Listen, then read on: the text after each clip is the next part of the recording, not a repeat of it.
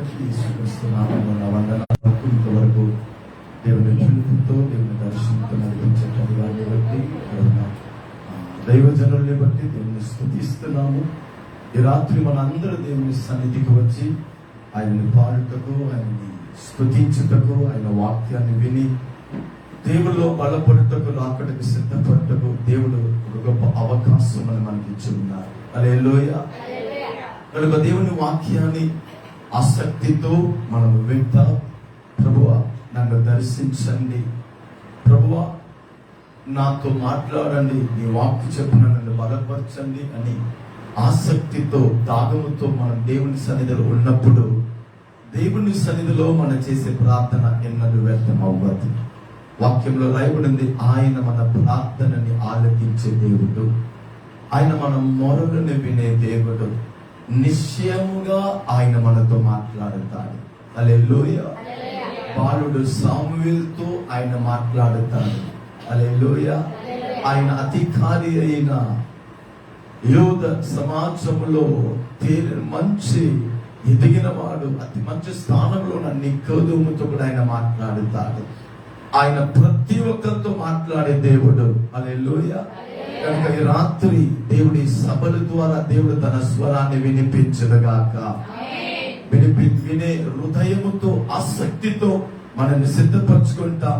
ఈ రాత్రి ఉదయము మనతో మాట్లాడిన దేవుడు ఈ రాత్రి కూడా దేవుడు మనల్ని దర్శించి ఇంకొక అనుభవానికి మనల్ని ఆయన తీసుకుని వెళ్ళనుగాక. మంచిది, ఆలస్యము చేయకుండా దేవుని వాక్యానికి మనం వెళ్తాం. యెషయా గ్రంథము 60వ అధ్యాయము మొదటి వాక్యమని ఈ పూట మనము ధ్యానించుకుంటాం. యెషయా గ్రంథము 60వ అధ్యాయము మొదటి వాక్యము. నీకు వెలుగు వచ్చి ఉన్నది, లెమ్ము తేజరిల్లుము, యెహోవా మహిమ నీ మీద ఉదయించెను. హల్లెలూయా. ఆ వాక్యాన్ని మరలా చదువుతాం. మొదటి భాగాన్ని, నీకు వెలుగు వచ్చి ఉన్నది, చాలు, లెమ్ము. ప్రవక్త ద్వారా దేవుడు తన ప్రజలతో మాట్లాడుతున్నాడు. దేవుడు తన ప్రజలతో మాట్లాడుతున్నాడంటే, లేకపోతే దేవుడు తన ప్రవక్తని ప్రజల మధ్యలో పంపిస్తున్నాడంటే ఆ ప్రజలతో ఏదో మాట్లాడాలని దేవుడు ఉద్దేశించుకున్నాడు. వారి జీవితంలో ఏదో ఒక అద్భుత కార్యం చేయాలని దేవుడు ఉద్దేశించాడు. వారి పరిస్థితిని మార్చాలని దేవుడు ఉద్దేశించాడు. వారి ప్రార్థనకి జవాబు ఇవ్వాలని దేవుడు ఉద్దేశించాడు. వారి అనుభవంలో మరొక అనుభవానికి వారిని తీసుకొని వెళ్ళాలని దేవుడు ఉద్దేశించి దేవుడు తన ప్రవక్తల ద్వారా వారితో మాట్లాడుతున్నాడు. మీ కొరకు వెలుగు వచ్చి ఉన్నది, నీ కొరకు ఏదో ఒక కృప సిద్ధపరచి ఉంది, నీ కొరకు ఏదో ఒక మేలు సిద్ధపరచి ఉంది, నీ కొరకు ఏదో ఒక మహిమ సిద్ధపరచి ఉంది, నీ కొరకు ఏదో ఒక వాగ్దానము సిద్ధపరచి ఉంది. నిన్ను ఈ విధములో దేవుడు వాడుకోవాలని ఇష్టపడి ఉన్నాడు. నీ కొరకు మహిమ వచ్చి ఉన్నది. ఆ మహిమ నీ అనుభవంగా మారాలంటే, ఆ కృప నిన్ను సొంతం చేసుకోవాలంటే, ఆ అభిషేకం నిన్ను సొంతం చేసుకోవాలంటే, ఆ మేలు నిన్ను స్వతంత్రించుకోవాలంటే, నీ అనుభవంలో మార్పు రావాలంటే లేవాలి. మహిమ వచ్చి ఉంది, వెలుగు వచ్చి ఉంది. ఆ వెలుగు నీ మీద రావాలంటే, నీ మీద ఉదయించాలంటే, నీవు దాంతో కలిసిపోవాలంటే లేము. లేవకుండా నీ మహిమని నువ్వు పొందుకెళ్ళేవు, లేవకుండా నీ కృపని నువ్వు పొందుకెళ్ళేవు, లేవకుండా దేవుడు నీ కొరకు ఉంచిన వాగ్దానం నువ్వు స్వతంత్రించలేవు. లేవాలి. ఆత్మిక జీవితము కూర్చుండట కాదు, ఆత్మిక జీవితం పాటతో అయిపోయేది కాదు, ఆత్మిక జీవితము వారానికి ఒకసారి సంఘానికి వచ్చి అటెండెన్స్ తో అయిపోయేది కాదు.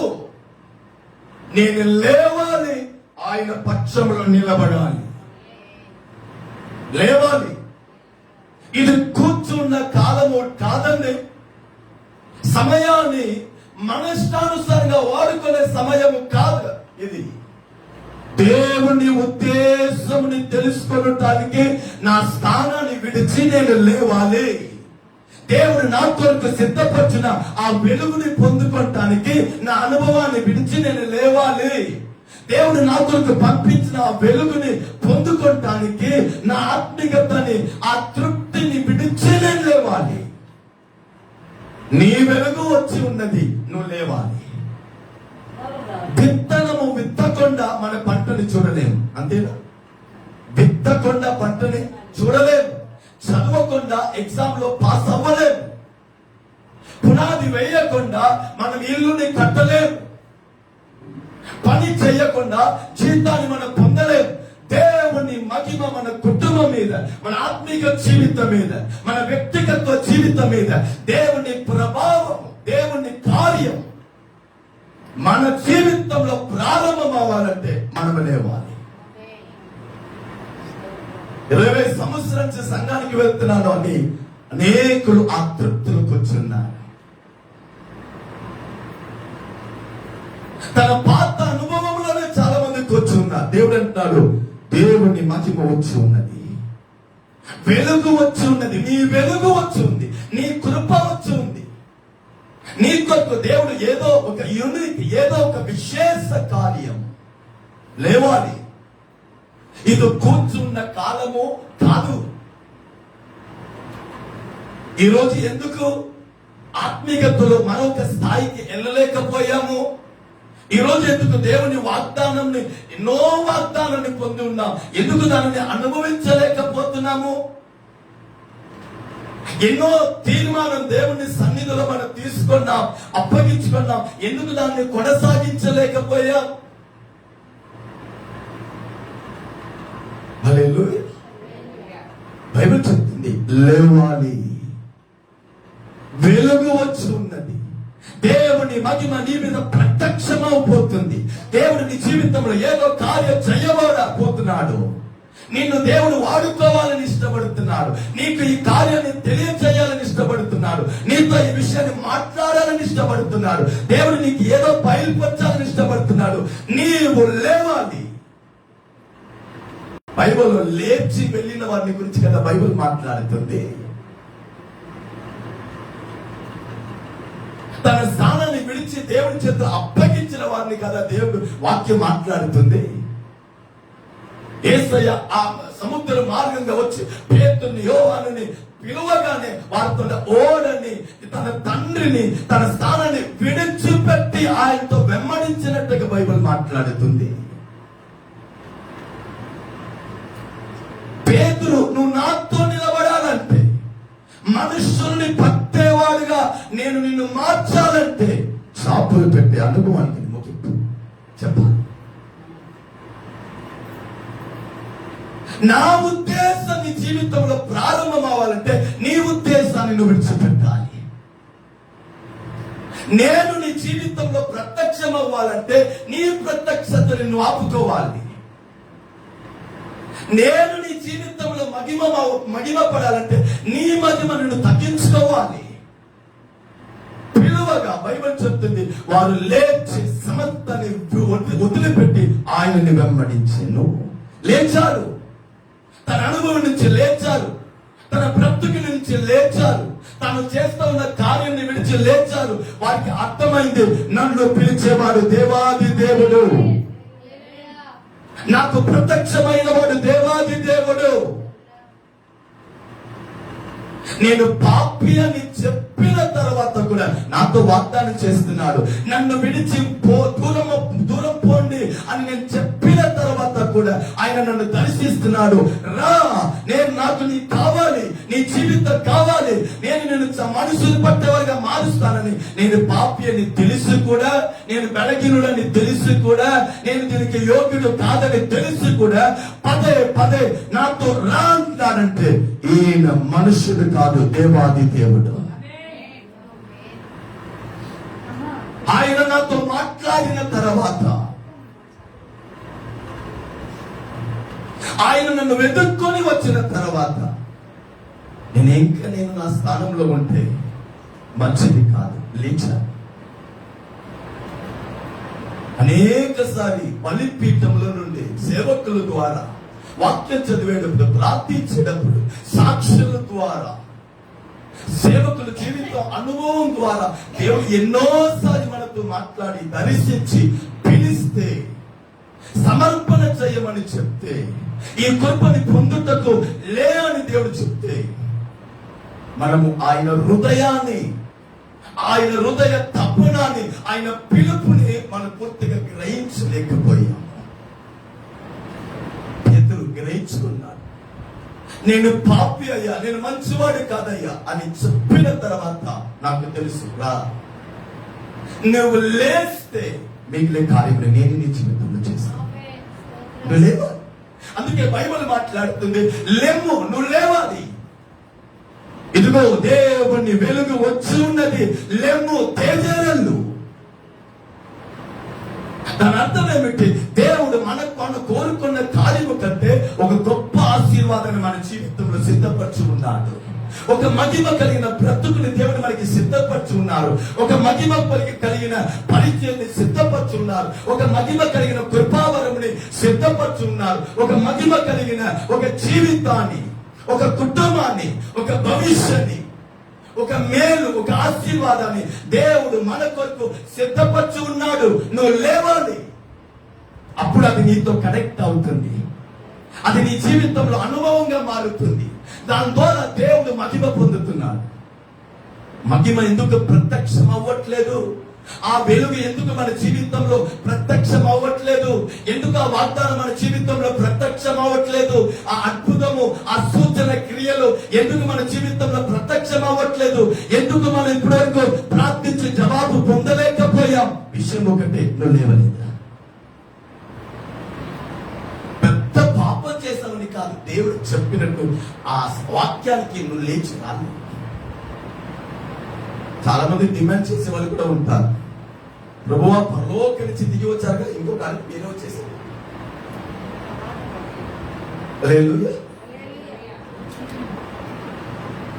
పరలోకం నుంచి భూమికి దిగి వచ్చాడు, కానీ మన చిన్న అనుభవాన్ని, పొరపాటుని, పాపంని విడిచి ఆ ప్రేమ దగ్గర రావుటకు మనసు లేదు. నాకు ఆశీర్వాదం కావాలి, నాకు విడుదల కావాలి, నా అవసరాలు తీర్చబడాలి, నా ప్రార్థనకి జవాబు రావాలి, నా పరిస్థితులు మారాలి, కానీ నేను మీరు చెప్పే స్థాయికి లేచున్నాను. హల్లెలూయా. ఎలా ఉంది? వాక్యం ముందు మనం సరిగా లోబడి ఉండుంటే, వాక్యం ముందు సరిగా మన పశ్చాత్తాప హృదయం గలవాలై మారి ఉంటే, వాక్యం ముందు మనం ఏడ్చి ఉంటే, వాక్యం ముందు మనల్ని అప్పగించి ఉండి ఉంటే, ఈ పూటకి మన జీవితం ఎంత మహిమగా మార్చబడి ఉంటాయో. ఈ రోజు మన జీవితంలో ఎన్ని కృపావరము కనబడి ఉంటాయో, ఈ రోజు మనం ఎంతమందికి ఆశీర్వాదంగా మార్చబడి ఉంటామో, ఈ రోజు మన వలన ఎంతమంది యేసయ్య ప్రేమని తెలిసి ఉంటారో. మన పొరపాటు ఒకటే, వెలుగు నాకు తెలుసు, మహిమ నాకు తెలుసు, నన్ను పిలిచేవాడిని ఒకటి నాకు తెలుసు, కానీ నేను లేవలేదు.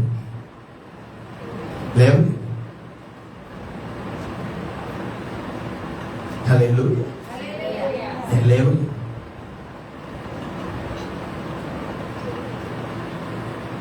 మనము ఎందుకు లేవలేకపోతున్నాం?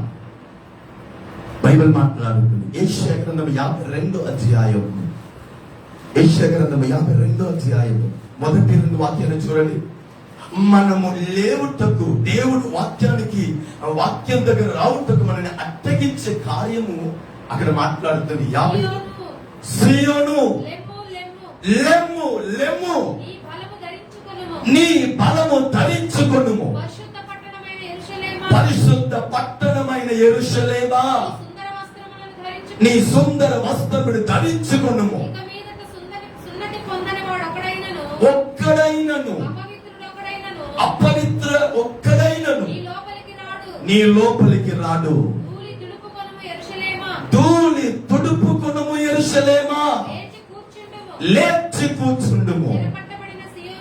చెరపట్టబడిన సియోను కుమార్తె, విప్పివేసుకున్నాం. ఎందుకు మనం లేవలేకపోతున్నాం? బైబిల్ చెప్తుంది, నువ్వు లేస్తే బలముని పొందుకుంటావు, లెమ్ము బలముని ధరించుకో అంటే మనము లేచాడు. మన కొరకు దేవుడు ఒక అభిషేకం, మన కొరకు దేవుడు ఒక వరము, మన కొరకు దేవుడు ఒక ప్రభావము, మన కొరకు దేవుడు ఏదో ఒక బలముని సిద్ధపరుచున్నాడు. లెమ్ము బలముని ధరించుకో, లెమ్ము సుందర వస్త్రముని ధరించుకో. నువ్వు లేస్తే అపవిత్రత ఇంకా నీ ప్రాకారములోనే ఉండదు. నువ్వు లేస్తే ఇంకా నువ్వు అన్యుడు నీ ప్రాకారములలో ఉండడు. నువ్వు లేస్తే అపవిత్రత తొలగించబడుతుంది. నువ్వు లేస్తే సుందర వస్త్రము ధరించుకుంటావు. నువ్వు లేస్తే నా ప్రభావాన్ని ధరించుకుంటావు. అంటే ఇప్పుడు ప్రభావముని ఎందుకు మనం పొందలేకపోతున్నాం? సుందర వస్త్రం ఎందుకు ధరించలేకపోతున్నాము? అపవిత్రత, పాపం, ఆ పోరాటాన్ని ఎందుకు ఎదుర్కోలేకపోతున్నాము? దాని మీద ఎందుకు జయము పొందలేకపోతున్నాము? అంటే మనం లేవలేకపోతున్నాం. ఎందుకు లేవలేకపోతున్నాం? బైబిల్ చెప్తుంది ధూళిని తుడుపులు లేవాలి అంటే మీకు తెలుసా, మట్టి మనకి కనబడతాయి కానీ ధూళి కనబడదు. ఇప్పుడు మన దృష్టికి ఈ హాల్లో మొత్తం ఏదని మనం ముడిచాము, తుడిచాము, చాపలిస్తున్నాం అని నీట్గా ఉంది.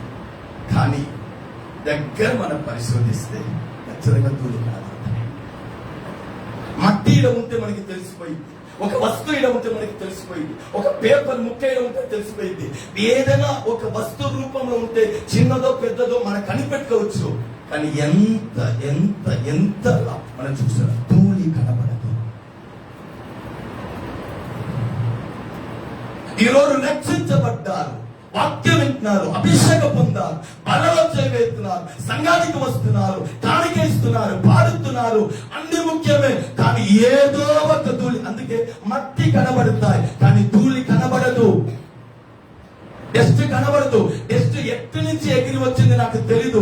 నేను శుభ్రంగానే మంచి బట్టలు వేసుకొని వెళ్తున్నాను కానీ నాకు కంటి కనబడిన ధూళి నా తల మీద, నా ఎండిక మీద, నా చెయ్యి మీద, నా శరీరం మీద, నా వస్త్రం మీద నేను ఎంత శుభ్రంగా వెళ్ళినా, ఎంత సేఫ్ గా వెళ్ళినా ధూళి అనేది ఏదో ఒక విధంలో నన్ను పట్టుకుంటాను.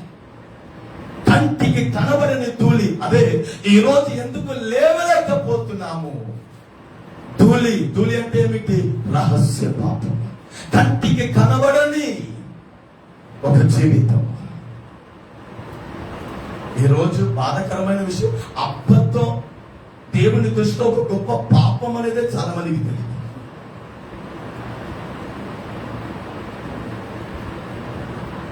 గుంటూరు బస్ స్టాండ్ లో ఉన్నాడు కానీ ఫోన్లో అంటాడు ఇప్పుడే పేరు చేస్తున్నారు. అంటే వాళ్ళ దృష్టికి అబద్ధం అనేది ఒక నార్మల్ అండి, ఒక నార్మల్ అయిపోయింది. కానీ బైబిల్ చెప్పే మాట ఏం తెలుసా? అబద్ధం చెప్పేవాడు రెండో మరణమైన నరకములో పంపబడ్డాడంట. ధూళి రహస్యంగా చాలా మంది ధూళితోనే నేను ఫ్రెష్ గా నేను ఉదికినది సత్య చేసుకున్నాను. చాలా మంది ఈ పై తృప్తిలో వెళ్తున్నారు. నీ ధూళి, నీలో ఒక మరువైన పాపం, నిన్ను ఏలుబడి చేసే ఒక స్వభావము, నిన్ను కుర్పుని పొందకుండా ఆపే ఒక ధూళి, నీలో ఒక పశ్చాత్తాప హృదయానికి నువ్వు రాకుండా నేను ఆపే ధూళి ఎప్పుడు నీకు కనబడతాయంటే దేవుని సన్నిధిలో నువ్వు కూర్చున్నప్పుడు పరిశుద్ధాత్మ వలనే నువ్వు ధూళిని కనిపెట్టగలుగుతావు.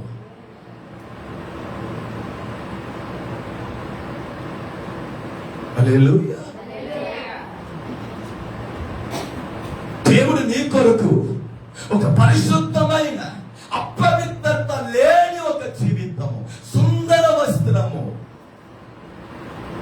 బలము నీకు సిద్ధంగా ఉంది. నువ్వు లేవాలి. ఎందుకు లేవలేకపోతున్నావు? సంఘం మీద నాకు ఎందుకు ఒక పట్టు లేకపోయింది? ఏదో ఒక ధూళి. ఆత్మీయత మీద నాకు ఎందుకు ఒక వైరాగ్యం లేకపోతుంది? ఏదో ఒక ధూళి. దేవుడు బాధపడుతున్నాడే, ఇది వాక్యానికి విరోధం అని నా హృదయంలో గ్రహింపు రావట్లేదు. ఎందుకు? ఏదో ఒక ధూళి. దినంలో దేవుని సన్నిధిలో దేవుడు మాట్లాడినప్పుడు నేను నన్ను ఆ కన్నీటితో సమర్పణ చేసుకొని, దేవా ఇది మొదలుకొని ఇలా జీవించదయ్యా, ఇలాగనే ఉంటానని నేను తీర్మానం తీసుకున్నాను. కానీ ఈ తీర్మానంలో ఇప్పుడు నేను నిలబడట్లేదు. కారణం ధూళి,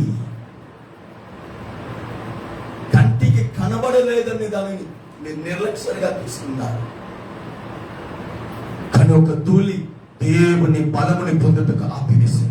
ఒక ధూళి సుందర వస్త్రముని ధరించుకున్నట్టుగా ఆపివేస్తుంది. ఒక ధూళి వలన అపవిత్రమైన ఏంటంటే అపవిత్రమైన కార్యము నివసిస్తుంది. కానీ పరిశుద్ధత దగ్గర రాలేకపోతున్నాం. యెరూషలేమా, సీయోను కుమార్తె లెమ్ము, యెహోవా మహిమ నీ మీద ఉదయించింది. ఎవరు? దేవుడు మన కొరకు సిద్ధపరిచిన ఆ శ్రేష్టమైన, అది ఒక కుటుంబం అవ్వచ్చు, మీ పిల్లల జీవితం అవ్వచ్చు, పరిచర్య అవ్వచ్చు, ఆత్మీయ కార్యం అవ్వచ్చు, దేవుడు మీకు ఇచ్చిన కృపావరం అవ్వచ్చు. దేవుడు ఒక మహిమ కలిగిన ఉద్దేశంతో దేవుడు సమస్తాన్ని మనకి సిద్ధపరిస్తే ధూళి మనని ఆపివేస్తుంది. ధూళి మనని ఆపివేస్తుంది. రాత్రి దేవుడు అంటున్నాడు, దేవుణ్ణి ఇదిగో వెలుగు వచ్చి ఉన్నది, లెమ్ము, తేజేరెల్లు, లెమ్ము. రోమాపత్రిక 13వ అధ్యాయము 11వ వాక్యాన్ని చూడండి. రోమాపత్రిక 13వ అధ్యాయము 11వ వాక్యము.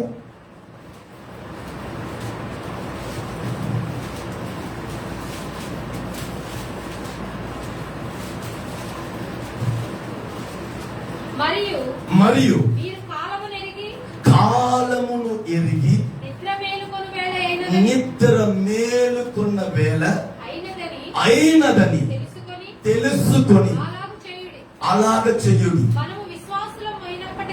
మనము విశ్వాసులైనప్పుడు కంటే ఇప్పుడు రక్షణ మనకి మరి సమీపముగా ఉన్నది. రాత్రి చాలా గడిచి పగలు సమీపముగా ఉన్నది కనుక మనము అంధకార క్రియలను విసర్జించి తేజ సంబంధమైన యుద్ధోపకరణములు ధరించుకొనుదుము. కాలముని నిదానించాట. దేవుని పిల్లలు ఉదయం సేవకులు చెప్పారు చూసారా, ఈ మధ్య కాలంలో బస్ యాక్సిడెంట్ వలన ఎన్నో ఆత్మలు ఘోరంగా చనిపోయి ఉన్నారు. ఎక్కడ చూసినా మరణ వార్త, ఎక్కడ చూసినా యాక్సిడెంట్, విమానం యాక్సిడెంట్ చూస్తున్నాము, బస్ యాక్సిడెంట్ చూస్తున్నాం.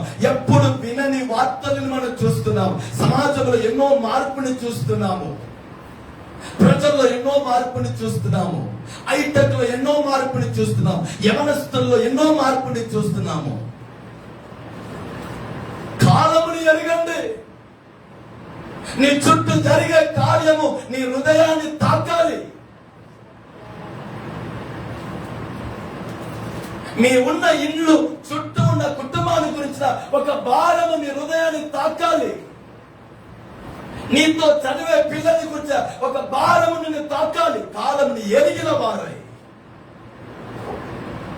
నీకు ఈ సమయం అర్థమైతే మీరు కూర్చున్నారు. దేవుని రక్షణ మీకు అర్థమైతే, దేవుడు నన్ను తప్పించిన కార్యం నాకు అర్థమైతే, దేవుడు నన్ను మార్చిన కార్యం నాకు అర్థమైతే నేను కూర్చున్నాను. ఈ కాలంని మరీ ఎక్కువ ఆలోచించండి. చీకటి అనుభవాన్ని, సంబంధాన్ని విడిచిపెట్టి లేవండి. ఇది నిద్రపోయే కాలము కాదు, ఇది విశ్రాంతి తీసుకున్న కాలము కాదు, నా ఇష్టానుసారంగా జీవించే కాలము కాదు, విచ్చలవిడిగా జీవించే కాలము కాదు, తృప్తిలో కూర్చున్న కాలము కాదు, నా ఆత్మీయతల వరకు నేను చూసుకుంటానని స్వార్థముగా ఉన్న కాలము కాదు. కాలముని ఎరుగండి. ఒకప్పుడు చీకటిలో జీవించిన నీ కొరకు ఎవరో ఏడ్చుంటారుగా, ఎవరో ప్రార్థించుంటారుగా, ఎవరో నీ దగ్గర వచ్చి నీ ప్రాణము కొరకు నిజంగా దేవుడి సన్నిధిలో ఉపవాసించుంటారుగా. ఈ రోజు కృపలో ఉన్నావు కదా, నీకు కూడా ఆ దినము గుర్తు రావాలి.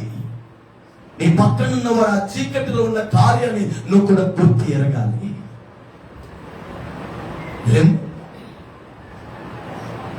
ఒక వెలుగు మన కొరకు సిద్ధంగా ఉంది, ఒక మహిమ మన కొరకు సిద్ధంగా ఉంది, ఒక అద్భుతమైన జీవితము దేవుడు మనకి సిద్ధంగా ఉంచి, లెమ్ము నా కుమారుడా, నా కుమార్తె లెమ్ము. ఇది కూర్చున్న కాలము కాదు, ధూళిలో ఉన్న కాలము కాదు, అంధకారంలో ఉన్న కాలము కాదు. నువ్వు లేవాలి, లేవాలి. నువ్వు పొందిన లక్షణంలో నువ్వు లేవాలి. మనం లేచేటప్పుడు దేవుడు మనలో ప్రత్యక్షం అవుతున్నాడు. మనం లేచేటప్పుడు దేవుడి చిత్తము మనలో ప్రారంభం అవుతుంది. మనం లేచినప్పుడు దేవుడి కృప మనలో నుండి బయటపడుతుంది. మనం లేచేటప్పుడు మన ప్రార్థనకి దేవుడి కార్యము ప్రారంభమవుతుంది. మనం లేచేటప్పుడు దేవుడు దేని కొరకు మనల్ని పిలుచుకున్నాడు, ఆ పిలుపులో ఉన్న దాగి ఉన్న పని, సేవ, దర్శనం ప్రారంభమవుతుంది. లేవాలండి, లేవాలి, లోబడండి. దేవుని స్వరానికి లోబడ వాడే లేస్తాడు. దేవుని స్వరాన్ని అర్థం చేసుకున్న వాడు లేస్తాడు. లోబడేవాడు, దేవుని హృదయాన్ని అర్థం చేసేవాడు. దేశంలో, విదేశంలో, మన దేశంలో, ప్రపంచంలో వాడబడిన దైవజనుల్ని చూడండి. వారు కూడా మనలాంటి ఒక విశ్వాస గుంపులో ఉన్నవారే, మనలాగా సంఘానికి వచ్చిన వారే, మనలాగా కొదువులో బ్రతికిన వారే, మనలాగా బలహీనతగా జీవించిన వారే, మనలాగా ఏంటంటే ఇబ్బందులు, ఇరుకులో జీవించిన వారే. ఆఫ్రికా దేశంలో బెన్సన్ అడోసా అనే ఒక దైవజనుడు ఉన్నవాడు, చరిత్రాన్ని సృష్టించినవాడు. బెన్సన్ అడోసా ఆఫ్రికా దేశానికి చెందినవాడు. ఎన్నో మారు చనిపోయాడు, ఎన్నో మారు చెత్తలు విసిరేస్తారు, ఎన్నోసారి మరణాన్ని దాటి వచ్చినవాడు. పనికిమాలిన బిడ్డగా అందరూ చూసేవారు, బలహీనుడని చూసేవారు. ఎన్నో మారు మరణాన్ని ఎదుర్కొన్నవాడు, చెత్తలు విసిరేసినవాడు. ఎవరికి ఈయన వలన ఉపయోగం లేదని తొలగించబడిన వాడు. ఒక కాలంలో దేవుడు అతన్ని ఎన్నుకున్నాడు. ఆ బిడ్డని దేవుడు ఎన్నుకున్నాడు. ఆ బిడ్డ అంచులంచులుగా ఎదిగాడు, సంఘంలో ఉన్నాడు, యేసయ్య ప్రేమలో ఎదిగాడు, రక్షణలో ఎదిగాడు. ఒక ఆఫ్రికాలో ఒక చిన్న సంఘంలో ఆయన విశ్వాసం ఎదుగుతా ఉంటే, ఆ సంఘంలో ఉన్న ఏంటంటే ఆ సంఘంలో కొన్ని విశ్వాసులు ఉన్నారు, కొన్ని పెద్దలు ఉన్నారు. వారందరూ ఆలోచించారు, ఈ బిడ్డ ఎన్నోసారి మరణంలో నుండి తప్పించబడ్డాడు కదా, ఎన్నోసారి చెత్తకి విసిరేయబడితే కూడా దేవుడు ఎన్నుకున్నాడు కదా, ఈ బిడ్డని దేవుడు ఈ సంఘానికి తీసుకొని వచ్చారంటే ఈ బిడ్డ మీద దేవుడి ప్రణాళిక ఏదో ఉందిలే, ఈ బిడ్డని దేవుడు కోరుకున్నాడు, ఈ బిడ్డ ద్వారా దేవుడు ఏదో చెయ్యాలని ఉద్దేశించాడు. అందుకే మరణంలో ఈయనని ఏం చేయలేకపోయింది, ఈ బిడ్డని ఏం చేయలేకపోయింది, అపవాది ఈ బిడ్డని ఏం చేయలేకపోయిందని విశ్వాసులు అర్థం చేసుకుని ఈ బిడ్డని దేవుళ్ళో సేవలో మనం పెంచాలని ఆ సంఘస్థులు అందరూ ఎంతో వారి దగ్గర ఉన్న డబ్బులని సమకూర్చి 4 సంవత్సరము ఇతనికి బైబిల్ జ్ఞానముని ఇయ్యాలి, ఏంటంటే సేవని గురించిన అనుభవం ఇయ్యాలని అమెరికా దేశానికి థియాలజికల్ కాలేజీకి పంపించారు.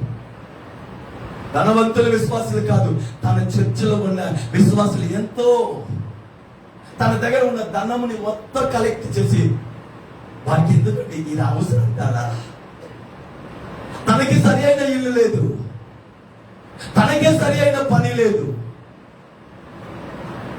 మనమే విశ్వాసంలో ముందు సాగుతున్నాం, మనమే దేవుని అద్భుతం కొరకు కనిపెడతా ఉంటే ఈ బిడ్డకి అమెరికాకు పంపించడుకు మన ధనముని ఎందుకు ఇయ్యాలి అని ఆలోచించలేదు వాళ్ళు.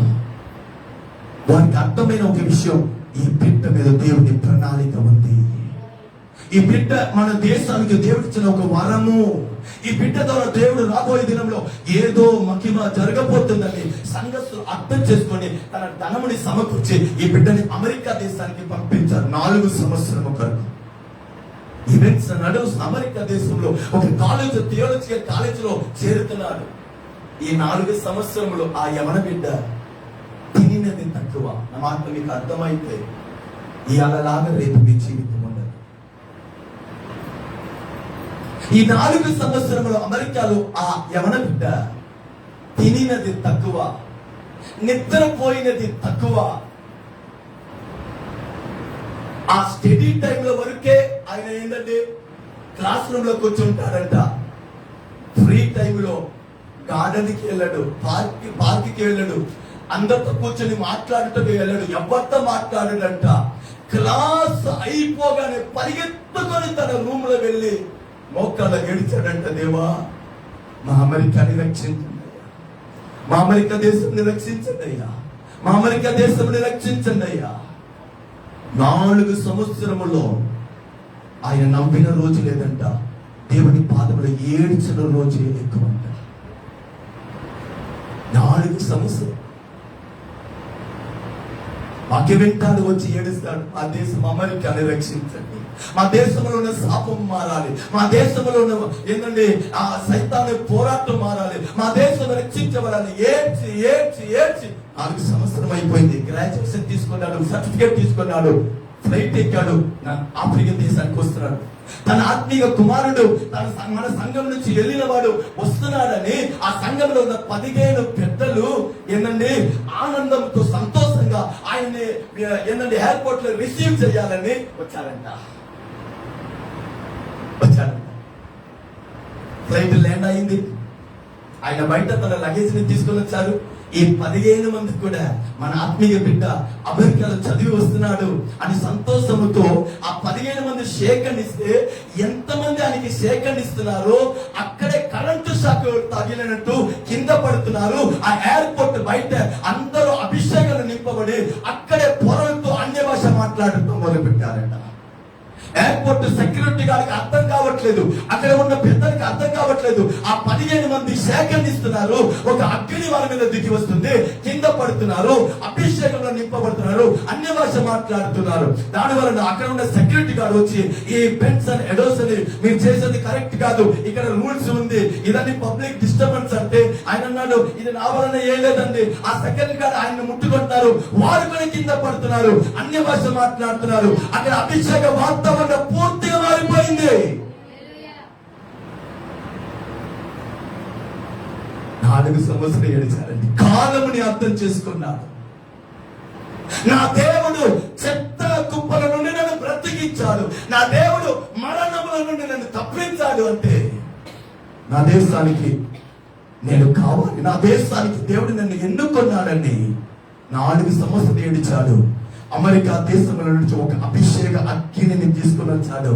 అమెరికా ఏంటంటే ఆఫ్రికా దేశాన్ని లక్షల మందిని ఏంటంటే దేవుడు వైపు తిప్పాడు. ఒక రాజవంశంలో పుట్టినవాడు కాదు, చెత్త నుంచి తీయబడినవా. నేను చెప్పే కార్యం ఏమిటి, మీ పరిస్థితి ఏదైనా, మీ బలహీనత ఏదైనా, మీ అనుభవాలు ఏదైనా, మీ బ్యాక్గ్రౌండ్ ఏదైనా, ఇది కాదు దేవునికి కావలసినది. నీ హృదయము దేవునికి ఇస్తే చాలు. నేను లేస్తాను ప్రభువా, ఆ అభిషేకం నాకు కావాలి, ఆ అగ్ని నాకు కావాలి. ఈ కాలంలో నేను మౌనంగా ఉండను.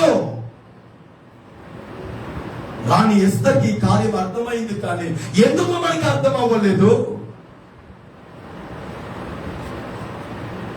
ఎస్తరు ఒక అనాథ కదా, మొదటగా కదా తెచ్చాడు. దేవుని దయ వలన కదా ఆమె దయ పొందింది, రాణిగా మార్చబడింది.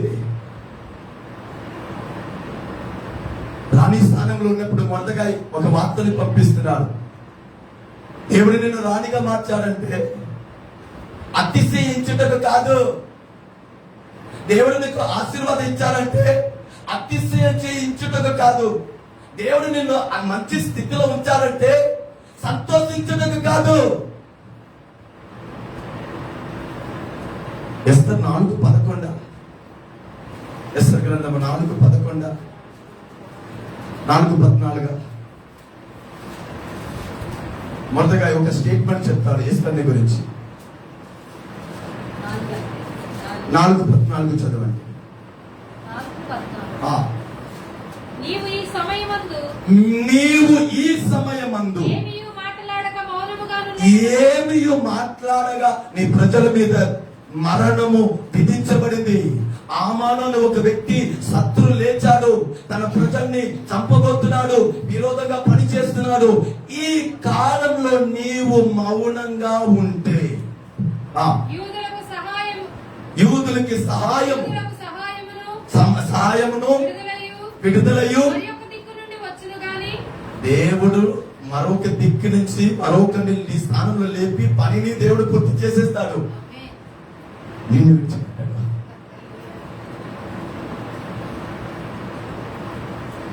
నీవు లేకపోతే ఇంకొక ఆప్షన్ ఉంది. అవును.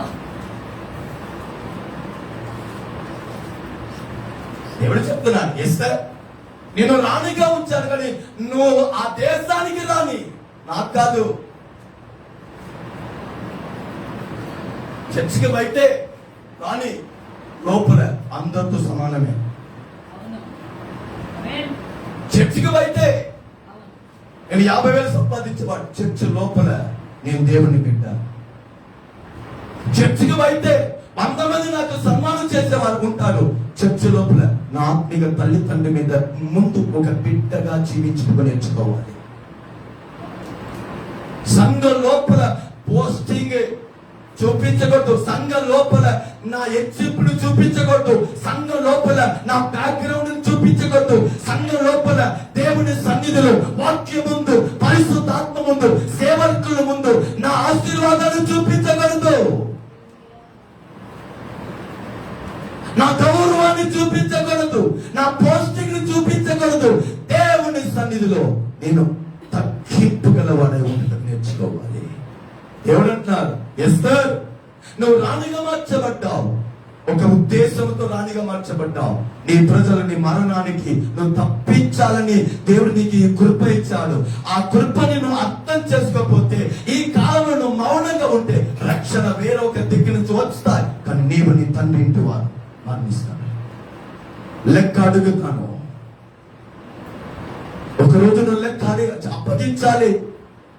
కాలంని అర్థం చేసుకోండి, కాలంని అర్థం చేసుకోండి. అందుకే దేవుని హృదయం మనతో మాట్లాడుతుంది, లెమ్ము. నువ్వు లేస్తే పాపములు ఉన్న వారు లేవబడతారు, నువ్వు లేస్తే కొందరు కన్నీటి తొడవబడతాయి, నువ్వు లేస్తే కొందరు కుటుంబం కట్టబడతాయి, నువ్వు లేస్తే కొందరు యేసయ్య ప్రేమని తెలుసుకుంటా, నువ్వు లేస్తే మన ప్రాంతంలో కొన్ని రక్షణ కార్యాలు దేవుడు ప్రారంభిస్తాడు. లెమ్ము, లెమ్ము. ఈ రాత్రి ఆత్మీయ జీవితంలో దేవుడు కార్యం చేయాలన్నా సరే, నా కుటుంబంలో దేవుడు కార్యం చేయాలన్నా సరే, ఏ భాగములో దేవుడు కార్యం చేయాలన్నా సరే, నేను కూర్చుంటే ఇది అసాధ్యము, నేను లేస్తేనే ఇది సాధ్యము. లేస్తేనే సాధ్యం. బైబిల్లో ఒక ఉదాహరణను నేను మీకు చెప్పి, ఒక వాక్య భాగాన్ని చెప్పి ఈరోజు మన అందరూ అప్పగించబోతున్నాం. ఈరోజు మనము లేవుటకు, బలముని ధరించుకున్నటకు, సుందర వస్త్రాన్ని ధరించుకున్నటకు, ఒక పరిశుద్ధ జీవితాన్ని మనం పొందుటకు అడ్డగించే ఆ ధూళిని పరిశుద్ధ దేవుడు మనలో తొలగించినట్టు, దేవుడు మనలో కార్యం చేయుటకు ఈ రోజు మనం ప్రార్థించబోతున్నాం. బైబిల్లో ఒక వ్యక్తిని, మనందరికీ తెలియ పరిచయమైన ఒక వ్యక్తిని, మార్కు సువార్త 10వ అధ్యాయముని మనం తిప్పుకుంటాం. మార్కు సువార్త 10వ అధ్యాయము. బర్తిమేయు అని ఒక గుడ్డివాడిని గురించి మన అందరికీ బాగా తెలుసు. ఈ వాక్య భాగముల నుండి కొన్ని అనుభవాన్ని, మన లేవుటకు మనం ఏం చేయాలి, ఆయన లేవుటకు ఏం చేశాడు, అలా లేచిన తర్వాత ఆయన జీవితంలో దేవుడు చేసిన కార్యం ఈరోజు దేవుడు మనతో కూడా మాట్లాడును గాక. హల్లెలూయా. మార్కు సువార్త 10వ అధ్యాయము 46వ వాక్యముని మనం చదువు. వారు ఎరిగో పట్టణానికి వచ్చిరి. యేసు తన శిష్యులతోను బహు జన సమూహముతోను ఎరిగో నుండి బయలుదేరి వచ్చుచుండగా, తిమేయు కుమారుడకు బర్తిమేయుడు అని గుడ్డివాడు త్రోవ పక్కన కూర్చున్నాడు. ఈయన నజరేయుడైన యేసు అని విని, దావీదు కుమారుడా యేసు నన్ను కరుణింపుము అని కేకలు వేయగా మొదలు పెట్టాను. అక్కడ ఉన్నవారు అనేకులు ఊరుకొని ఉండేవాళ్ళని గద్దించింది, కానీ వాడు దావీదు కుమారుడా, నన్ను నన్ను కరుణింపుమని కరుణింపుమని మరి ఎక్కువగా మరి ఎక్కువగా కేకలు కేకలు వేశాడు. వేశారు. అప్పుడు యేసు నిలిచి అప్పుడు యేసు నిలిచి వారిని పిలువుడని చెప్పగా వారిని పిలువమని చెప్పగా వారు ఆ గుడ్డి వారిని పిలిచి వారు ఆ గుడ్డి వారిని పిలిచి ధైర్యము తెచ్చుకొనుము. ధైర్యము తెచ్చుకోము, ఆయన నిన్ను పిలుచుచున్నాడు. యేసు నిన్ను పిలుచుచున్నాడు. లెమ్మని వానితో చెప్పిరి. ఇక్కడికి మాట చెప్పండి, లెమ్ము అని వాడితో చెప్పుని. ఆమేన్. లేచాడు.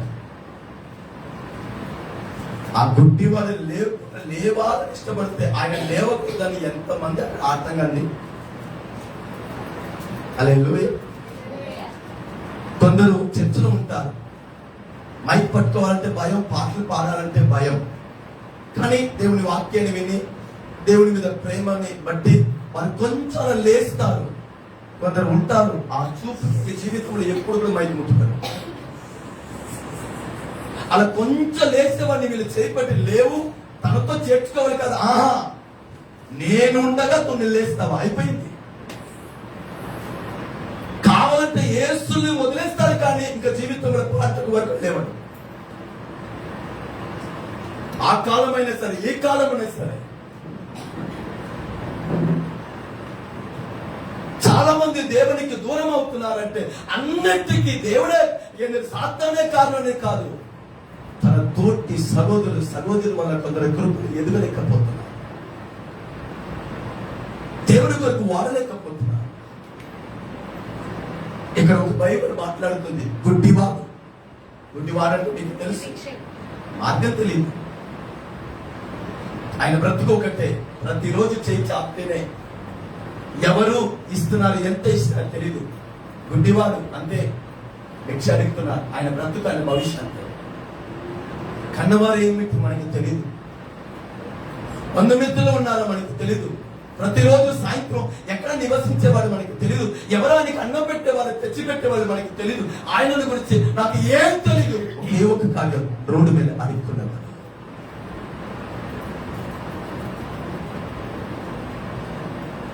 ఆ గుడ్డివాడైనా సరే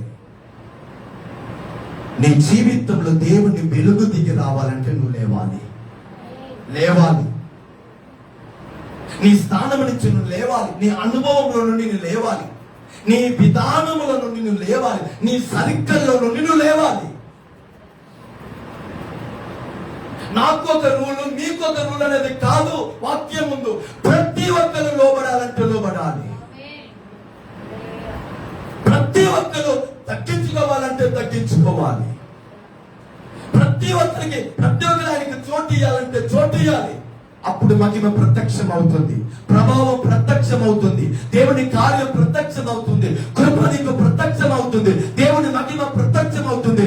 నీవు దేవుని హస్తములో అలంకరించబడిన కిరీటంగా మార్చబడుతున్నావు. ఈ వ్యక్తి లేవుటకు అక్కడ జరిగిన విషయాన్ని ఒక 4-5 పాయింట్లు నేను మీకు చెప్తాను. ఆత్మీయ జీవితంలో మన లేవుటకు ఈ మాటలు మనకు ధైర్యముని ఇచ్చునుగాక. ఈ రాత్రి ఆత్మ దేవుడు మనల్ని లేపునుగాక. ఈ రాత్రి ఆత్మ దేవుడు మనలో ఉన్న ధూళిని తొలగించునుగాక. ఈ రాత్రి నా స్థానము మార్చబడునుగాక, నా హృదయం మార్చబడునుగాక, నా అనుభవం మార్చబడునుగాక, నా సర్కిల్ మార్చబడునుగాక. దేవుడు పిలిచే స్థానానికి నేను వచ్చునుగాక. మొదటిగా ఈ రాత్రి దేవుడు అంటాడు, నువ్వు లేవాలి, వెలుగు వచ్చి ఉన్నది, లెమ్ము అంటున్నాడు. ఇక్కడ ఆ మొదటి వాక్యాన్ని చూడండి, చదవండి. 46 మార్కు 10:46. ఆయన తన శిష్యులతోనూ 46 యేసు తన శిష్యులతోనూ బహుజన సమూహముతో ఎరిగో నుండి బయలుదేరి వచ్చుచుండగా చాలమ్మా. మొదటిగా ఆయన జీవితంలో వెలుగు దిగి రావుటకు, ఆయన లేవుటకు, దేవుడి దగ్గర యేసు దగ్గర రావుటకు మొదటి అనుభవము ఆయన పాటించిన కార్యం చూడండి. ఆయనకు ఒక విషయం తెలుసు, యేసయ్య ఆయనకు చూపు లేదు, యేసయ్య రూపం ఆయనకి తెలీదు, యేసయ్య ఎత్తు ఆయనకి తెలీదు, యేసయ్య వస్త్రం ఆయనకి తెలీదు, ఆయనతో వచ్చే జన సమూహం ఎంతమంది ఏది కూడా తెలియదు. ఒక్క కార్యం ఆయనకు అర్థమైంది. ఏం తెలుసా? ఈ కార్యం ఈ రాత్రి మీకు అర్థమైపోతే వెలుగుని మీరు పొందుకుంటారు. ఖచ్చితంగా మీరు కూడా లేస్తారు. మొదటిగా యేసయ్య వారితో జన సమూహంతో ఎరుకో మార్గము నుంచి దాటి వెళ్ళుచుండగా, అంటే ఈ వాక్యం మనకి ఏం నేర్పిస్తుంది?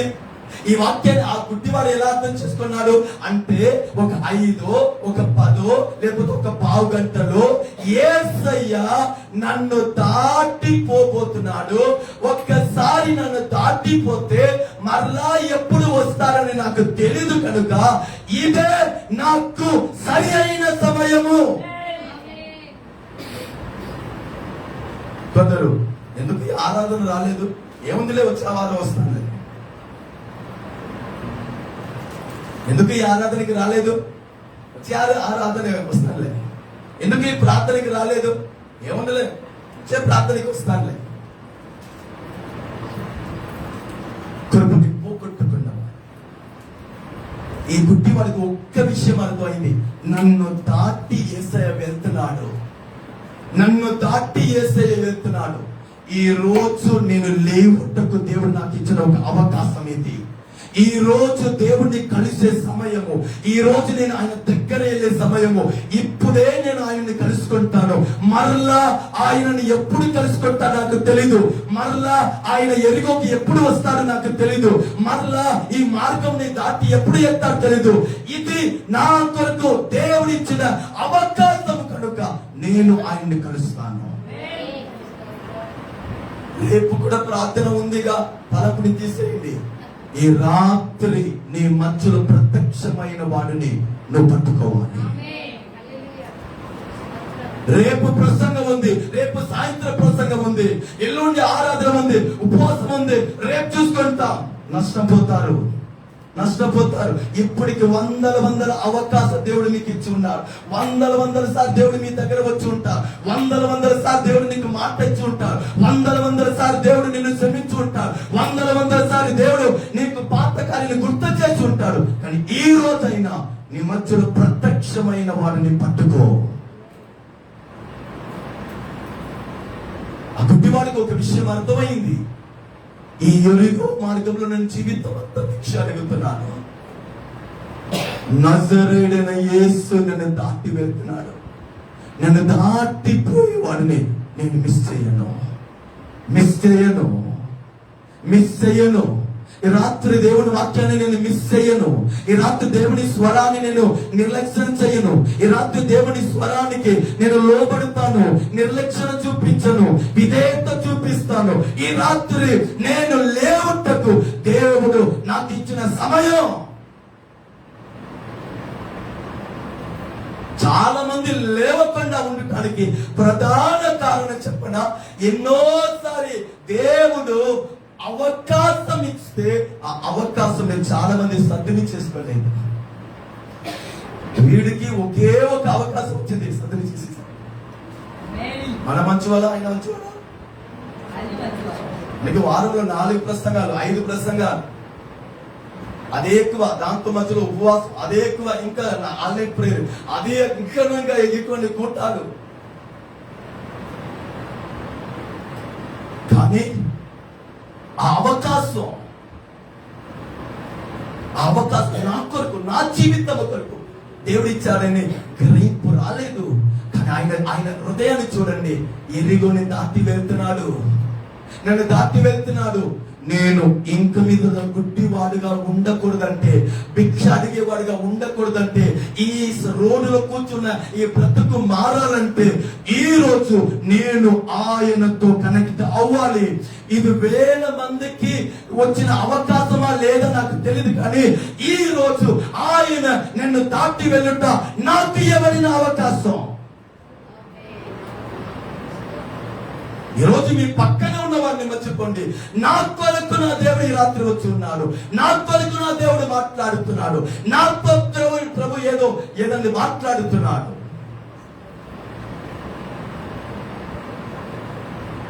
ఆయన దాటి వెళుచుండగా எனக்கு అర్థమైంది, ఈ ఆప్షన్ నేను వదిలిపెట్టుకున్నా. మరలా ఇదే మార్గంలో వస్తాడని గ్యారంటీ లేదుగా. మరలా వచ్చిన ఎప్పుడు వస్తాడని గ్యారంటీ లేదుగా. దేవుని సన్నిధికి వచ్చేటప్పుడల్లా, బలిపీఠం నుంచి ఒక ప్రసంగం, ఒక వాక్యం వచ్చేటప్పుడల్లా దానిని నా కొరకు దేవుడిచ్చిన గొప్ప భాగ్యముగా, అవకాశముగా, దేవుడు నాకు ఇచ్చే వరముగా మీరు చేర్చుకుంటే ప్రతిరోజు మహిమలో మీరు వర్తిల్లుతారు. దేవుని సన్నిధికి వచ్చేటప్పుడు ప్రతి ప్రార్థన, ప్రతి కూటాలు, ప్రతి ఆరాధన, ప్రతి ఉపవాసం దేవుడు నాకు ఇచ్చిన అవకాశం. ఈ అవకాశం నేను పోగొట్టుకోను అని హృదయము గలవారై ఉన్న వారికి దేవుడు అక్కడ ప్రత్యక్షమవుతాడు. నేను వినని ప్రసంగమా, నాకు తెలియని సేవకుల,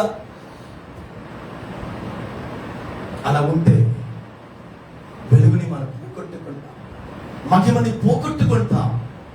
ఒకరోజు మనకంత బలహీనమైన వాడు అక్కడ గంభీరంగా నిలబడేటప్పుడు వాడి ముందు నువ్వు తలదించుకుని నిలబడవలసిన స్థితి వచ్చేసింది. ఆశ్చర్యం చూడండి, వేల మంది యేసు వెంబడిస్తున్నారు. ఒకరోజు పరలోకంలో, అంటే ఊరికనే ఒక మాటలు, ఒకరోజు పరలోకంలో మాటలు, ఒక చర్చలు జరుగుతున్నారు, ఒక కంపు లాగా మాటలు. అప్పుడు మోషే అయ్య గారు అన్నారంట, ఏమన్నారంట, దేవుడు నా ద్వారా గొప్ప కార్యం చేశాడు. నా చేతిలో ఉన్న కర్రని ఇలా చాపినప్పుడు ఎర్ర సముద్రం 2 భాగంగా మారింది అన్నాడు. ఓ మంచిదే. మోషే అన్నాడంట, నేను కర్రని చాపేటప్పుడు ఎర్ర సముద్రం 2 భాగంగా మారింది అని మోషే తన జీవితంలో దేవుడు చేసిన ఆ పరిచర్య కార్యముని చెప్పారంట. అప్పుడు పక్కన ఇంకొక వ్యక్తి లేచారంట. ఆయన పేరు ఎలియా అంట. ఆయన అన్నాడు, అయ్యగారు సరే మీరు నిశ్చయం చేయి. అలా కర్రని చాపేటప్పుడు ఎర్ర సముద్రం 2 భాగంగా అయింది. మళ్ళా అది సమకూడింది. నేను ఆకాశాన్ని ఏంటండి, నా ప్రార్థన ద్వారా ఆకాశాన్ని ఏం చేసేసాను, మూసేశాను. 3.5 సంవత్సరము వర్షము మంచు పడకుండా నేను ఏం చేశాను, ఆకాశంని అన్నాడు. ఎవరు? ఎలియా. అప్పుడు పక్కన ఇంకొక స్వరం లేచిందట, ఆ మంచిదండి, మీరు సముద్రాన్ని 2 భాగం చేశారు, మీరు ఆకాశాన్ని 3.5 సంవత్సరాలకి మూసేస్తారు, మంచిదే. నేను ఏం చేశాను తెలుసా, ఒక రోజు మాకు శత్రుతో యుద్ధం జరిగితే సూర్యుడు చంద్రుడిని ఆపేశానన్నారంట జోషువా. సూర్యుడిని చంద్రుడిని ఆపేశాను. ఆ యుద్ధం అయిపోయే వరకు కదలకొద్దంటే కదలలేదు. ఇప్పుడు చెప్పండి, మీరు గొప్పవాళ్ళ, నేను గొప్పవాళ్ళ? అబ్బో, ఎవరికి తగ్గినట్టు లేదుగా. ఇటువంటి చర్చలు జరుగుతా ఉన్నప్పుడు అక్కడ అమాయకంగా ఒక స్వరం లేచిందంట. అయ్యగారు ఎవరు? ఒక వ్యక్తి చెప్పారంట, అయ్యగారు మీరు ఎర్ర 2 భాగం చేశారు, మంచిదే. మీరు ఆకాశాన్ని వర్షం పడకుండా మూసేశారు, మంచిదే. మీరు సూర్యుడి సందుని ఆపేశారు, మంచిదే. మీరందరూ సృష్టిని ఆపారు, నేను సృష్టికర్తని ఆపాను. హల్లెలూయా. అక్కడ ఒక బర్తిమేయు, వీళ్ళ ముందు ఆ బర్తిమేయు అని వ్యక్తిగా అంటున్నాడు, మీరు సృష్టిని ఆపారు, నేను దావీదు కుమారుడు అని చెప్పినప్పుడు సృష్టికర్తన మాటకి ఆగాడు. హల్లెలూయా, హల్లెలూయా. ఆయన సృష్టించిన సృష్టిని మీరు ఆపారు, నేను సృష్టించిన వాడిని నా మాట ఆపాను. హల్లెలూయా.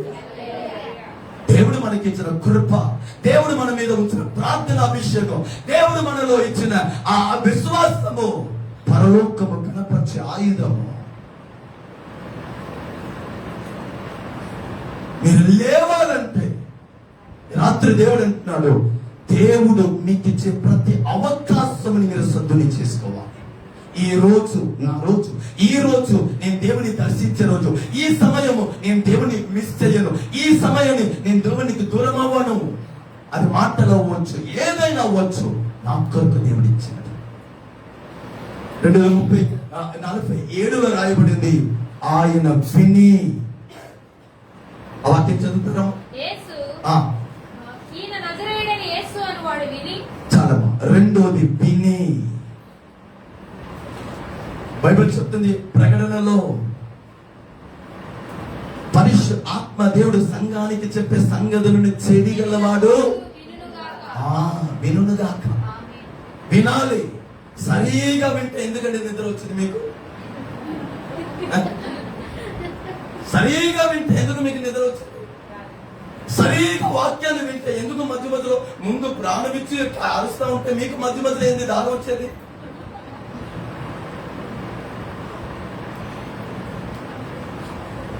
నీరసం ముందు ఉన్న వాళ్ళకి కదా రావాలి, మీకేంది నీరసం వచ్చేది? ఫ్యాన్ తిరుగుతుంది, బయట చల్లని వాతావరణం, చక్కగా కుర్చీ. ఆ కుర్చీ కూడా నేను నా చర్చిలో ఇటువంటి కుర్చీ కొనకూడదని తీర్మానించుకున్నానమ్మా. ఎందుకు చెప్తున్నా అంటే, ఇటువంటి కుర్చీ ఏంటంటే వాళ్ళకి శోభాలు కూర్చున్నట్టు, నిద్రపోయిన కూడా కింద పడే అవకాశం లేదుగా. చెప్పాను, మీరు చర్చిలో కుర్చీ కొంటే ఈ సైడ్ సపోర్ట్ కుర్చీ కొనకూడదు.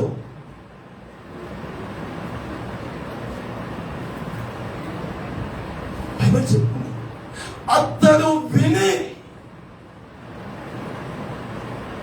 దేవుని మేలు, దేవుని ఆశీర్వాదం, దేవుని అద్భుతమైన కార్యము మన జీవితంలో మనం పొందుకోవాలంటే దేవుని జీవ వాక్యముని హృదయ అంతరంగంలో నుండి యథార్థంగా ఆసక్తితో వినాలి. కొందరు వాక్యం వినరు, ప్రార్థన చేసి ఏదైనా చెప్పండి అంటారు. ఏం చెప్పాలి? ఆరాధనకి సమయానికి రావు, ఉపవాసం అది మనకి అవుట్ ఆఫ్ స్టేషన్, సిద్ధపాటు అదని మనకి లేదు, ఒక పూట భోజనం మానుకోవాలి, అయ్యో అది వాళ్ళు అది ఆ వాక్యాన్ని ఇంకా చాలా వ్యత్యాసం. వాక్యం వినరు, వాక్యాన్ని నోట్ చేసుకోరు, ఆ వాక్యం దేవుడు నా కొరకే మాట్లాడారు అని ఏంటంటే ఒక గ్రహింపు ఉండదు. ప్రార్థన చేసి దేవుడు ఏం చెప్తున్నాడు చెప్పంటే ఏం చెప్తాడు? ఏం చెప్తాడు? నాలాంటి వాళ్ళ దగ్గర ఏం చెప్తాడు? ముందు సరిగ్గా మారమనిసి పొందమని చెప్పమంటాడు. క్రమంగా సంఘానికి రామని చెప్పంటాడు. ఒక మాట మీకు చెప్తానండి, అది మీకు చేదుగా ఉన్నా సరే, వాక్యము తర్వాతనే సమస్తము.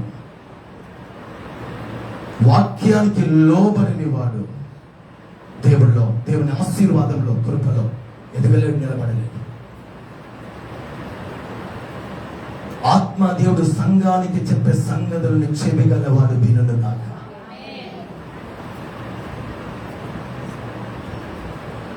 పరిశుద్ధతలో ఎదగాల.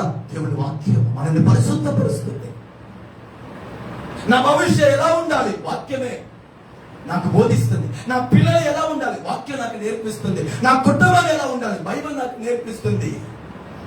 సమాజంలో నేను ఎలా బ్రతకాలి? బైబిల్ నాకు నేర్పిస్తుంది. పాపంలో పడిపోకుండా ఎలా నేను ఉండాలి? బైబిల్ వాక్యం నాకు నేర్పిస్తుంది. సేవ ఎలా చేయాలి? అభిషేకం ఎలా పొందాలి? ఎలా లోబడాలి? ఎలా తగ్గింపు కలిగి ఉండాలి? రాక్కడికి ఎలా సిద్ధపడాలి? ప్రతి ప్రతి ప్రతి అనుభవాన్ని వాక్యమే నాకు నేర్పిస్తుంది. చెవి గలవాడు వినుగాక. ఆరాధనకి వచ్చేటప్పుడల్లా ఒక చిన్న ప్రార్థన నేర్చు, దేవా బలిపీఠంలో నుంచి నన్ను దర్శించాలయ్యా. ఈ రోజు నీ స్వరాన్ని వినకుండా నేను రాకూడదు ప్రభువా. నాకు తెలియని పొరపాట్లు నాలో ఉండవచ్చయ్యా. ఈ రోజు నీ వాక్యం చేత నన్ను దర్శించండి అయ్యా. ఒక కన్నీటి, ఒక తప్పన, ఒక భారము, వాంఛతో దేవుని సన్నిధికి రావాలండి. ఆరాధనకి గంభీరంగా రాకూడదు. ఆరాధనకి తగ్గించుకుని, దేవా ఈ రోజు నాతో మాట్లాడాలి, ఈ చెవి అయిన స్వరాన్ని వినాలి, ఈ హృదయం అయిన వాక్యాన్ని గ్రహించాలి. ఏదో ఒక అనుభవంలో నేను మారాలయ్యా, ఎదగాలయ్యా. గుడ్డివాడే విన్నాడు. మనకి ఏం కొదువు ఉందండి? చక్కని చదువు ఇచ్చాడు. మన బైబిల్తో మనం బిజీగా ఉన్నామా? మన బైబిల్తో మనం బిజీగా ఉన్నామా? మన చేతిలో ఉన్న బైబిల్ మనని గురించి సాక్ష్యం ఇయ్యగలిగిద్దా? మీ బైబిల్ మిమ్మల్ని గురించి సాక్ష్యం ఇయ్యగలిగిద్దా?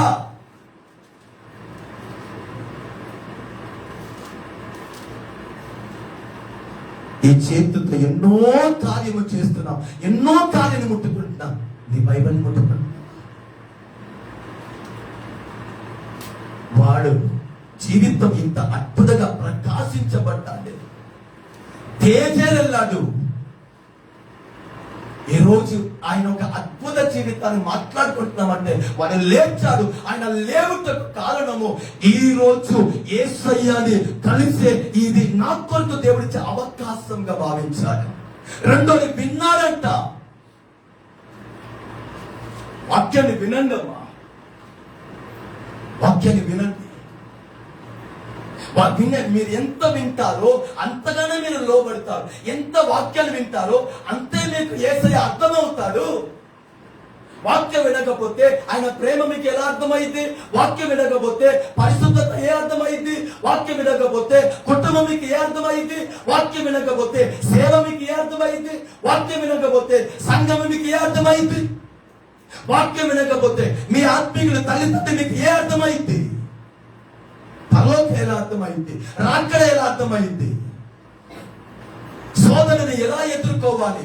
పోరాటంలో ఎలా నిలబడాలి? ఈ జీవితంలో ఎలా అప్పగించాలి? ప్రతి విషయం అర్థం అవ్వాలంటే వాక్యాన్ని వినండి, వినండి. విన్నాడు, వాడు విన్నాడు కనుక వాడి యాక్షన్ మారింది. మనము వినలేదు కనుక మనం యాక్షనే చేయట్లేదు. హల్లెలూయా. విన్నాడు, ఆయనకి అర్థమైంది. నజరేయుడైన యేసు, నా యేసయ్య నాకు సరిగా అర్థమై ఉంటే ఆయన సన్నిధికి వచ్చేటప్పుడల్లా ఈ కన్నీరు ఆయనకి కృతజ్ఞత చెప్తాను.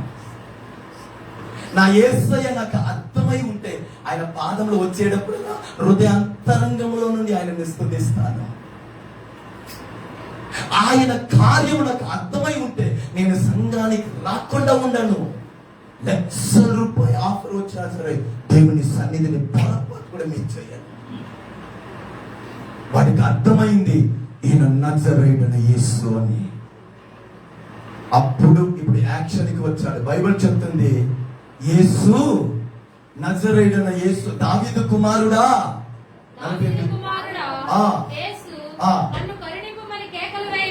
మొదలు పెట్టాడండి.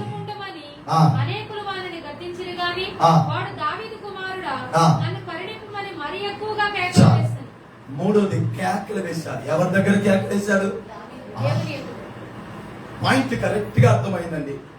ఎక్కడ వెళ్తే, ఏ స్పెషలిస్ట్ దగ్గర వెళ్తే దీనికి సరి అయిన ట్రీట్మెంట్ చేయబడతాయని అర్థమైంది. కరెక్ట్ గా ఆయన ఎవరు అర్థమయ్యాడు. ఇప్పుడు పిలుస్తున్నాడు, దావీదు కుమారుడా, మీరు లేవాలంటే మీరు ఆయన తట్టే చూడాలి. ఆమేన్ చెప్పండి. మీరు లేవాలంటే ఆయన తట్టే చూడాలి. కుటుంబంలో అద్భుతం జరగాలంటే ఆయన తట్టే చూడాలి. పిల్లలు మారాలంటే ఆయన తట్టే చూడాలి. మీరు పరిశుద్ధంగా మారాలంటే ఆయన తట్టే చూడాలి. కృప వరము పొందాలంటే ఏదైనా సరే, అద్భుతాలు అవ్వచ్చు, ఆశ్చర్య కార్యం అవ్వచ్చు, పరిచర్య అవ్వచ్చు, కుటుంబం అవ్వచ్చు, వ్యక్తిగత జీవితం అవ్వచ్చు, ప్రతి కార్యానికి ఆయన తట్టు పిలిచేవారుగా ఉండాలి. ప్రార్థన జీవితము. అక్కడ మనుషుల్ని పిలిచారని రాయబడలేదు. నా పక్కన ఎవరు ఉన్నారని అక్కడ పక్కన ఉన్న వారితో ఆయనకి అనవసరం. టైం పాసే చేయలేదండి. ఈ కథలో టైం పాసే లేదండి. ఇక్కడ ఎంక్వైరీ చేసే కార్యమే లేదు. ఏంది మన కూటాలకి వెళ్ళి వచ్చామంటగా? ఎసయ్యా పర్వాలేదా? కొందరు ఇప్పుడు ఎలా పర్వాలేదా? ఇటువంటి వారితో చాలా దూరంగా ఉండాలని నేను ఎప్పుడు కూడా భావిస్తున్నాను. ఎంకరేజ్ చేయలేదు, సరిగా విన్నాడు. లోపల ఒక విశ్వాసము వచ్చేసింది. ఇతన్ని పిలవగానే నా జీవితంలో కార్యాలు జరిగింది. దావీదు కుమారుడా, ఈ రాత్రి చెప్పడా, మీరు ప్రకాశించబడాలంటే, మహిమ మీద దిగి రావాలంటే, మీరు లేవాలంటే ఆయన తట్టు చూసేవారుగా మారండి, ఆయనతో మాట్లాడేవారుగా మారండి, ఆయనతో ప్రార్థించేవారుగా మారండి. ఈ రాత్రి ప్రార్థించు ప్రార్థించు ప్రార్థించు. ప్రతి చిన్న కార్యానికి ఆయనతో మాట్లాడండి, ప్రతి అవసరానికి ఆయనతో మాట్లాడండి, ప్రతి పోరాటంతో ఆయనతో మాట్లాడండి. ఆయనతో మాట్లాడు మాట్లాడు.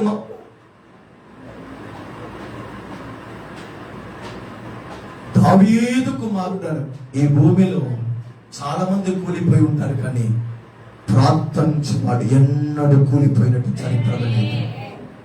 యేసయ్య పాదములు మోకరించి ప్రార్థించిన వాడు కూలిపోయినట్టు చరిత్రలో లేదు, బైబిల్లో కూడా లేదు.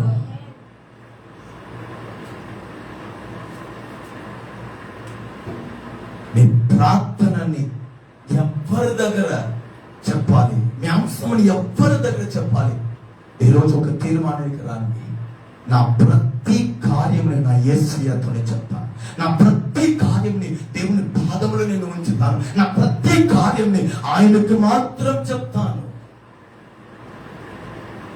ప్రార్థన జీవితం మార్చబడేటప్పుడు ఆయనతో మాట్లాడే కమ్యూనికేషన్, ఆయనతో సంభాషణ, ఆయనతో ఆ మాటలు, నా బైబిల్ చెప్తుంది, మొరలని ఆలకించేవాడు.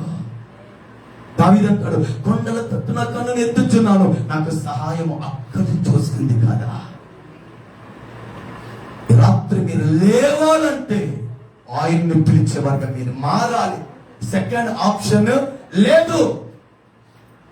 నా కొరకు ప్రార్థించే వాళ్ళు ఉన్నారండి, వారు నా కొరకు ప్రార్థన చేస్తానని చెప్పారండి, నేను ప్రార్థన విన్నపాన్ని పంపించున్నానండి. నేను చెప్పనా, మీ కొరకు 100 మంది ప్రార్థించే వారు ఉన్నా మీరు ఆయనతో మాట్లాడకపోతే పని జరగదు. నీ హృదయము, నీ నోరు నీ యేసయ్యతో మాట్లాడాలి. ఆయన నీ తండ్రి, నీవు మాట్లాడాలని ఇష్టపడుతున్నాడు, నీ స్వరంని వినాలని ఇష్టపడుతున్నాడు. ఆయన నీకు దూరం కాదుగా, ఆయన పిలిచారు. 4వది, మీరు లేవాలని ఇష్టపడేటప్పుడు కొందరు 50 కేజీ బరువుని మీ మీద పడతారు. ఆమె చెప్పండి, ఇవాళప్ప అని అన్నీ అయిపోయింది, ఒక పూట ఉపవాసంలో ఉంటామని మీరు కిచెన్ అనుకోగానే బయట ఎవరు వచ్చి బెల్లు కొడతారు. ఆమె కిచెన్ లో అనుకున్నారుగా, బయట బెల్లు కొడతారు. ఈ గుడ్డివాడు లేవాలని ఫిక్స్ అయిపోయాడు. అక్కడ ఉన్నవారు అరవద్దని ఏం చెప్తున్నారండి? యేసయ్యతో వెళ్ళేవారు ఎలా ఉన్నారా? నేను అలా చూస్తున్నారు. అలా 12లో ఒక వ్యక్తి యూదాసేయలో ఉన్నప్పుడు యేసయ్యని వెంబడించేవారండి, అద్భుతాన్ని చూసేవారండి, ప్రసంగం వినేవారండి. ఈ వ్యక్తి పిలుస్తున్నాడే, ఈయనను కొంచెం రికమెండేషన్ చేస్తాంలే, కొంచెం ఈయనకి సహాయం చేస్తాంలే అని కనికర జాలి ఆ జనసమూహం, బైబిల్ చెప్తుంది జనసమూహం.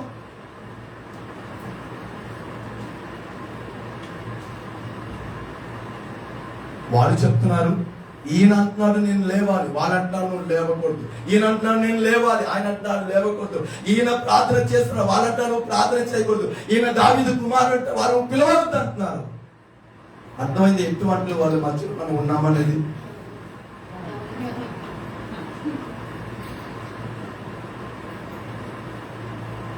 ఒక సిస్టర్ అంటున్నారు, వెళ్ళి ఒక అరగంట చర్చిలో ప్రేర్ చేసి వస్తాము. మరో సిస్టర్ అంటుంది, ఏముందిలే కొట్టుకు వెళ్ళి వచ్చి మనం వెళ్తాంలే, చర్చ ఎక్కడ పోతుంది, అమ్మగారు ఎక్కడ పోతారు.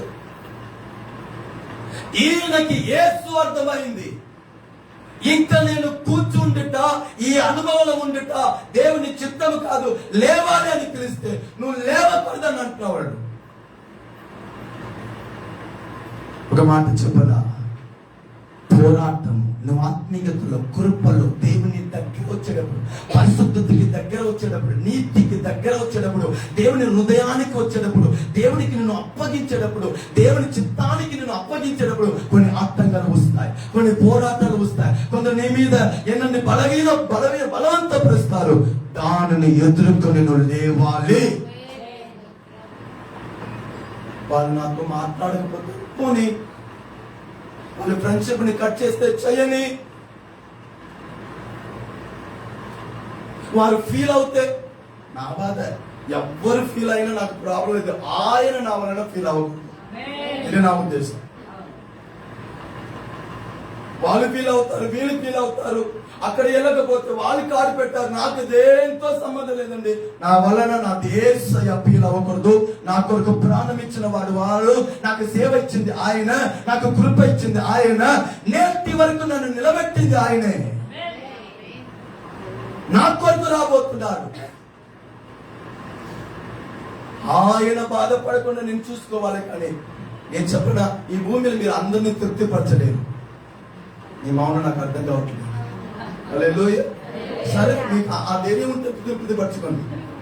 నా సర్వీస్ లో నాకు వచ్చిన కానీ ఈ భూమిలో మీరు ఎవరిని తృప్తిపరచలేరండి. 3 అక్కాయిని తృప్తిపరచారనుకోండి, 4 అక్కాయి తెలుసులే, అన్ని వట్టి మాటలే అంటే అవసరమైంది. ఎవరిని మీరు తృప్తిపరచలేరు. మీరు తృప్తిపరచాలని మీరు ప్రయత్నంలో మీరు దిగారనుకోండి, మీ కాలం మొత్తం వేస్ట్ చేశారండి. రెండోది, ఒకటి, మీరు ఈ భూమిలో ఎవరిని తృప్తిపరచలేరు. రెండోది, ఈ భూమిలో అందరూ మిమ్మల్ని అర్థం చేసుకోలేరు. కొందరు బాధ ఏం తెలుసా, వాళ్ళు నేను అర్థం ఏం చేసుకోవట్లేదు. నేనంటాను, అర్థం చేసి వాళ్ళు ఏం చేస్తారంటున్నారు.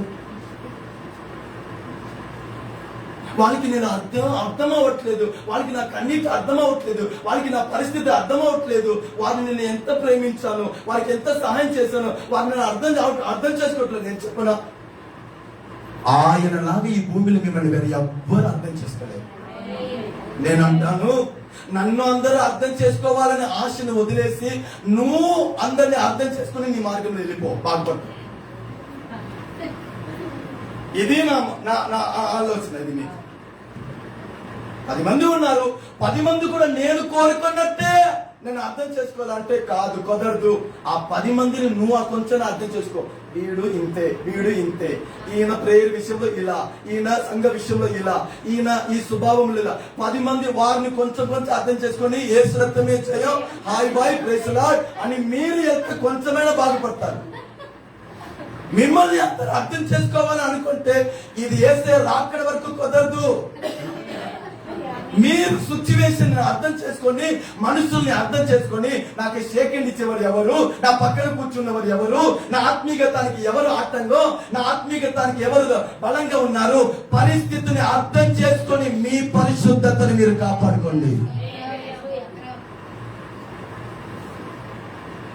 ఎవరు అర్థం చేసుకోలేరండి. మీరే అర్థం చేసుకొని ఆయనతో వెళ్ళిపోండి. సేవ చేయగలుగుతారు, కృపగా ఎదగగలుగుతారు. ఈయనకు ఒకటి అర్థమైంది, వీళ్ళు నన్ను అరవద్దు, నువ్వు లేవకూడదు అని ఎదని వీళ్ళు నాకు ఆటంకంగా ఉన్నారు. వాళ్ళతో నాకు సంబంధం లేదు, వాళ్ళతో నేను గొడవ పడను, వాళ్ళతో చర్చ చేయను, వాళ్ళతో డిస్కస్ చేయను. ఇది నా సమయం కనుక మరీ ఎక్కువ పిలిచాడంట. అనుకూలత ఉన్నప్పుడు లేవాలి, అనుకూలత లేనప్పుడు కూడా ఆయన కృపలో లేవాలి. ముందు పిలిచాడు, ప్రార్థించాడు, ఇప్పుడు ఆటంకాలు వస్తుంది. ఆటంకాలు పోరాటం మధ్యలో కూడా దావీదు కుమారుడా అని పిలుస్తున్నాడు. ఆత్మీయ జీవితం అంటే అన్ని అనుకూలంగా ఉన్నప్పుడే praise lord praise lord praise lord praise lord కాదండి. బలహీనంగా ఉన్నప్పుడు, పోరాటం ఉన్నప్పుడు, కొదువు ఉన్నప్పుడు, దుఃఖంలో ఉన్నప్పుడు నా హృదయం ఆయనను పిలవాలి. అడ్డగిస్తున్నారు, ఆటంకపరుస్తున్నారు, ఓరకనే ఉండు, అరవద్దు అంటున్నారు. ఎవరిని పట్టి చెప్పిన ఆత్మీయ జీవితంలో కొన్నిసారి ఆయన తట్టు చూసి వెళ్తా ఉండాలి, ఆయన తట్టు చూసి వెళ్తా ఉండాలి. ఆటంకాన్ని చూస్తూ కాదు, మనుషుల్ని చూస్తూ కాదు. ఆ కాలంలో రోమా దేశంలో పరుగు పందెములు అందరూ ఆ గురి ఎద్దకి పరిగెత్తుతా ఉంటే అక్కడ కూర్చున్న ఆడియన్స్ బంగారంని, కొన్ని విలువైన వస్తువుని వాళ్ళు పరిగెత్తే ఆ ట్రాక్ లో వేస్తారంట. ఎందుకు? వాళ్ళు డైవర్ట్ అవ్వాలని. వారు దృష్టి గమ్యం మీద నుంచి, గురి మీద నుంచి ఏంటంటే డైవర్ట్ అవ్వాలని కొన్ని వస్తువుని వేస్తారంట, ఏంటంటే కొందరు పిలుస్తారంట, కొన్ని డిస్టర్బెన్స్ వారి చుట్టూ ఉంటే వారు గురి ఎత్తకే పరిగెత్తుతారంట. వస్తువుని చూసిన వాడు ఓడిపోయాడు, వంగిన వాడు ఓడిపోయాడు. రాత్రి దేవుడు అంటాడు, నువ్వు లేవుటకు కొన్ని ఆటంకాలు మనుషుల వలన ఉంది, నువ్వు లేవుటకు కొన్ని స్వభావం కూడా ఆటంగా ఉంది, నువ్వు లేవుటకు నీ స్నేహం కూడా కొన్ని ఆటంకం, నువ్వు లేవుటకు ఏంటంటే కొన్ని మాటలు కూడా ఆటంకం, నువ్వు లేవుటకు కొన్ని కాంటాక్ట్ కూడా ఆటంకంగా ఉంటాయి.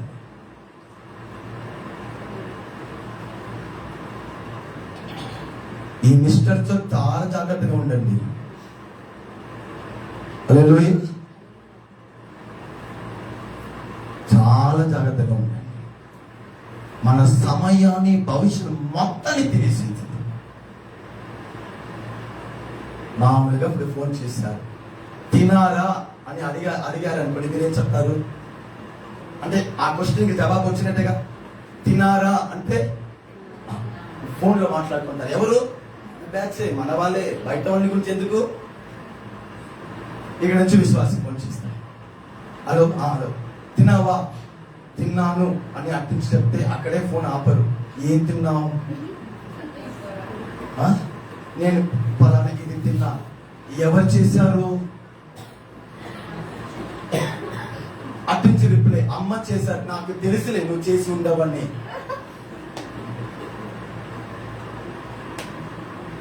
అని. అక్కడితో అయిపోయిందా? నువ్వు చేస్తే ఎలా ఉంటావని నేను ఒక రోజు చూశాను కదా. చూడండి, క్వశ్చన్ తిన్నావా, కథ చూడండి, కథ చూడండి. తిండి మీద ఎవరు చేశారు? నీకు తెలియదులే, నువ్వు చేస్తే ఎలా ఉంటాయిలే. మరి నీ కొరకు తెలుసో? పోయిందా సమయం మొత్తం?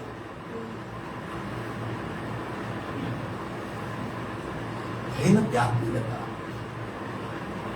ఎప్పుడు కూడా ఒక విషయం గుర్తుపెట్టాడు, ఒక వ్యక్తితో మాట్లాడిన తర్వాత, ఈ వారం నేను చెప్పాను సంఘం, ఒక వ్యక్తితో నువ్వు మాట్లాడిన తర్వాత ఇంటికి వచ్చి ఆ రోజు నీ ఆత్మీయతని పరిశోధించి చూడు. ఆ వ్యక్తిని కలిసే మునుపు నీ భక్తి ఎలా ఉంది, ఆ వ్యక్తిని కలిసిన తర్వాత నీలో భక్తిలో కొదువు వచ్చిందా, ఎదుగుదల వచ్చిందా?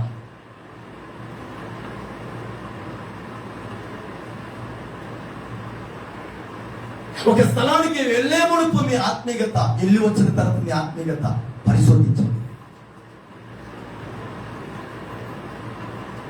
నీవు లేవుటకు అప్పగించే కార్యానికి మీరు ఎదురుగా నిలబడాలంటే నిలబడాలి, పోరాడంటే పోరాడాలి.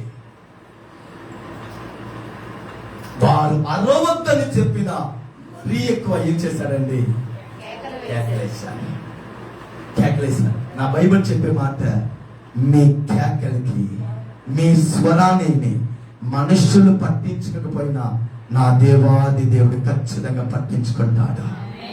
గొప్ప జన సమూహములో యేసయ్య ఉన్నా ఇతడి స్వరంని యేసు విని నిలబడి అతని పిలువమని చెప్పగా, ఇదే మనకి ధైర్యం. నేను ఖచ్చితంగా లేస్తాను, నేను ఖచ్చితంగా ప్రకాశించబడతాను, నేను ఖచ్చితంగా మహిమని చూస్తాను. ఎలా చెప్పగలుగుతావు? నా స్వరముని వినే ఒక దేవుడు ఉన్నాడు, నా కొరకు నిలబడే ఒక దేవుడు ఉన్నాడు, ఆయన నన్ను పిలిచేవాడు. నిలబడ్డాడు. ప్రార్థన చేసి ఏం చూశాను, నీ కన్నీటి ఆయన లెక్కలు ఉంది, నీ ప్రతి మాటల లెక్కలు ఉంది. బైబిల్ చెప్తుంది, యేసు నిలబడి విని పిలిచాడు. ఇప్పుడు యేసు నిలబడి వాడిని పిలవని చెప్పేటప్పుడు అక్కడ ఉన్న వారికి బీపీ వచ్చి ఉంటాయా కదా? చెప్పండి. కొన్నిసారి మనం మేలుని చూసేటప్పుడు కొందరికి బీపీ వస్తాయండి. కొన్నిసారి మన అభిషేకములు, ఆత్మీయతలు ఎదిగేటప్పుడు కొందరికి బీపీ వస్తాయండి. కొన్నిసారి దేవుడి కృపావరము మనలో బయలుపడేటప్పుడు కొందరికి బీపీ వస్తాయండి. కొన్నిసారి దేవుడి కార్యము మన జీవితంలో జరిగేటప్పుడు కొందరికి బీపీ, షుగర్, ఇంకా అదే వస్తూ ఉంటాయి. మీరు దానిని పట్టించుకోవద్దు. ఎవరు అర్హతన్నారో వారిని పిలిచి తీసుకురాను. ఎలా ఉంటుంది? ఆమేన్. హల్లెలూయా. హల్లెలూయా. నువ్వు ప్రార్థన చేసి ఏ సాధించబోతున్నావు అన్నవారు నాకు ప్రార్థన చేసుకుని చెప్పే రోజు వచ్చింది. ఆమేన్. నువ్వే సేవ చేయబోతున్నావు అని చెప్పిన వారు నీ సేవ నిజంగా దేవుని సేవ అని చెప్పే రోజు వచ్చింది. నీ విశ్వాసం ఏమిటో అన్నవారు నిజంగా నీ విశ్వాసం గొప్పదని చెప్పే రోజు వచ్చింది. పనికి మాలిన వారు చెప్పి ఉంటారు, ఒకరోజు నిజంగా నువ్వు దేవుళ్ళు వాడబడే ఆయుధం అని నిన్ను గురించి సాక్షి చెప్పే రోజు వచ్చింది. ఎవరు అడ్డగించారు, ఎవరు ఆయన్ని గద్దించారో వాచి తీసి పిలిపిస్తున్నారు. క్లైమాక్స్ వచ్చాను. యేసు నిన్ను పిలుస్తున్నాడని చెప్పగా ఆ వాక్యం చదువుతారా 49. అప్పుడు యేసు నిలిచి వానిని పిలువుడని చెప్పగా పిలువుడు అని చెప్పగా వారు ఆ గుడ్డివాడిని పిలిచి గుడ్డివాడిని పిలిచి ధైర్యము తెచ్చుకొనుము, ఆయన నిన్ను పిలుచుచున్నాడు లెమ్మని వానితో చెప్పిరి. ఈ రాత్రి దేవుడు మనల్ని పిలుస్తున్నాడు. ఆమేన్. ఎందుకు పిలుస్తున్నాడు? నేను తోకగా కాదు తలగా చేస్తానని వాగ్దానం ఇయ్యుటకు కాదు, లెమ్ము అని చెప్పుటకు పిలుస్తున్నాడు. తోక కాదు తల అంటే ఎంత సంతోషం అండి. కిందవాడి కాదు పైవాడిగా చేస్తారంటే ఎంతో సంతోషం అండి. మీరు లేవకుండా మరి తలగా ఎలా మారుతారు? వాగ్దానం నెరవేరాలైనా అద్భుతం జరగాలైనా దేవుడు కార్యం మన జీవితంలో ఎన్నది ప్రత్యక్షం అవ్వాలని ఏదైనా ముందు లేవాలి కదా. ధైర్యం తెచ్చుకోండి. రాత్రి అంటారు ధైర్యం తెచ్చుకోండి, ఇప్పుడు కూడా అవకాశం ఉంది. ఆమేన్ చెప్పండి. ధైర్యం తెచ్చుకోండి, ఇప్పుడు కూడా మీకు జవాబు ఉంది. ధైర్యం తెచ్చుకోండి, ఇప్పుడు కూడా నీ ప్రార్థన వినేవాడు ఉన్నాడు. ధైర్యం తెచ్చుకోండి, ఇప్పుడు కూడా ఆయన నీ మొరని వింటున్నాడు. ధైర్యం తెచ్చుకోండి, ఇప్పుడు కూడా ఆయన నీతో మాట్లాడుతున్నాడు. ధైర్యం తెచ్చుకో, ఇప్పుడు కూడా ఆయన నీ చేయిని పట్టుకుంటాడు. ధైర్యం తెచ్చుకో, ఈ రాత్రి కూడా ఆయన నీ కొరకే మన మధ్యలో సంచరిస్తున్నాడు. ధైర్యం తెచ్చుకో, ఆయన నిన్ను పిలుస్తున్నాడు అని చెప్పగానే బైబిల్ చెప్తుంది లేచాడు. లెమ్ము అంటే లేచాడు. లేచాడా? వాడు లేచే అనుభవం మన లేచే అనుభవంలో తేడా ఉంది. ఆయన లేచి తాను కప్పిన పై బట్టలను అంతటా వాడు బట్టలు పారవేసి దిక్కున లేచి యేసు వద్దకు వచ్చాడు.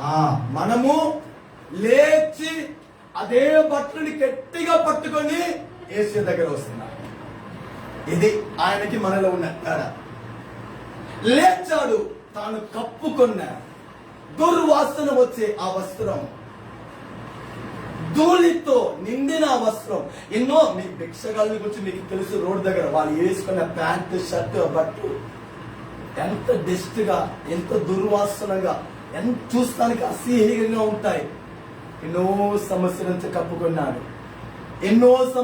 కప్పుకున్నాడు. ఈ రోజు పరలోకం నుంచి పిలుపు వచ్చింది. పరలోకముల నుండి పిలుపు రావగానే ఆ పై బట్టలని, దుర్వాసనని, ఆ పాత గుడ్డని, తనని కప్పిన ఆ గుడ్డని విసిరేసి యేసు ముందు వచ్చాడు. ఈ రాత్రి మీరు లేవాలంటే పై బట్టలు విసిరేసింది. దుర్వాసన లాంటి పాపము కొందరికి కోపం ఇస్తే అయిపోయింది. ఆ రోజు ఇల్లు తిరునాలుగా మారిపోతాయి. నేను గత దినంలో నేను అడిగాను, ఒక పాపని పిలిచాను, చర్చిలో ఉన్న ఒక పాపని పిలిచాను.